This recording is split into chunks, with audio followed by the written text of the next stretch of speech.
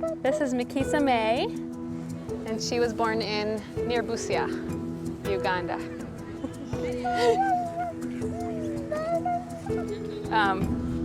I met her on February 2nd, and she was just sitting out on the street in the dirt. She was sitting in her own urine. She smelled really bad, and she just looked at me with these really big, really sad eyes, and then just kept rocking back and forth. Her mom abandoned her when she was 2 years old. Mikisa's mother was a teenager. We're not sure who the father was, but when she gave birth, her family was completely appalled that she wanted to initially keep the child.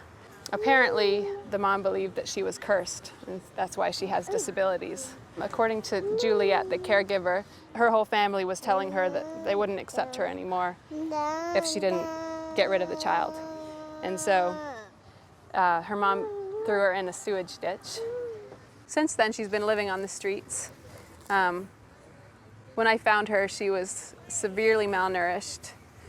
She had a really high fever. Actually, I thought she was going to die the night we found her. It was extremely difficult to just see her suffering. She was so tiny. She was less than 20 pounds. Obviously, it was really hard to see such a little girl out there. You know, I went home and prayed about it some and just felt like I really needed to do something for her. I didn't know what at that point. The caregiver just basically begged me to take her. And she said that she was ready to bring her to the police because she didn't have any resources, and she was just tired of hauling her around, and she said she was a burden. At this point, I've decided to adopt her and to move forward with the adoption process, which is a long and grueling process, but she's absolutely worth it, 100%.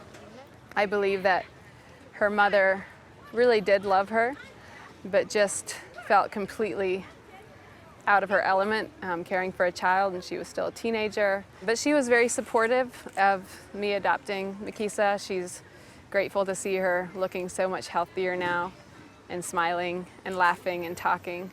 Mikisa, she's amazed me with the amount of love that is in there.